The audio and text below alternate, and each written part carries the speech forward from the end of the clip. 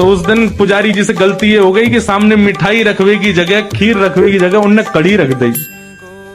कड़ी रख दी, कड़ी के पीछे चावल रख दिए, चावल के पीछे मिष्ठान रखा और सब सजा दिए सामने।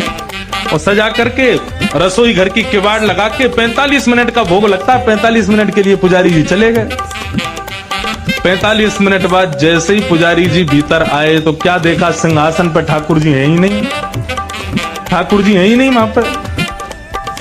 पुजारी जी बोले, अरे भैया ठाकुर जी कहाँ गए? पूरे मंदिर में हल्ला है वो, सब इकट्ठे है गए, ठाकुर जी कहाँ चले गए? कोई न कहीं बोले छोटे से ठाकुर जी है सके इनमें कढ़ाइयन में गिर गए हो छानो। तो सिंहासन के आगे वाली जो कड़ी की कढ़ाई ही कहीं जैसी छानी तो वहां में ठाकुर जी निकल आए।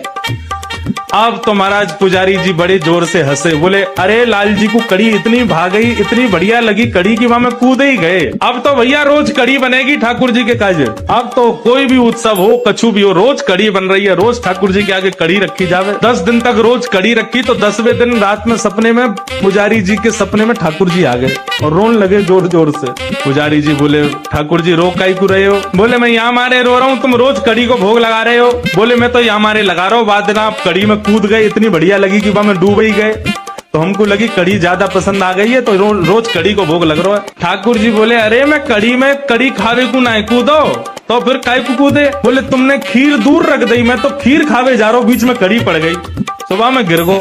अब तुमको लगी कि मुझको कड़ी पसंद है तो रोज कड़ी को भोग लगा रहे हो।